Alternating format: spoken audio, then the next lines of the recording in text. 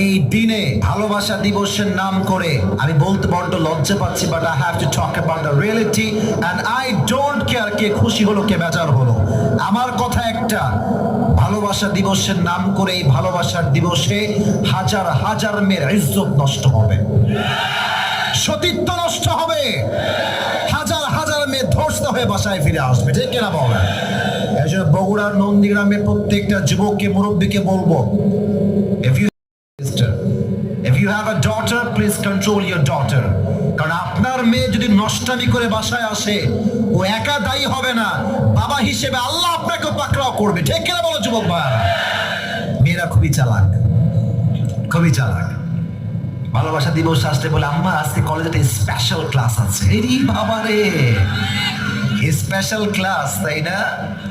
এই স্পেশাল ক্লাসটা স্কুলে হবে না, কলেজে হবে না,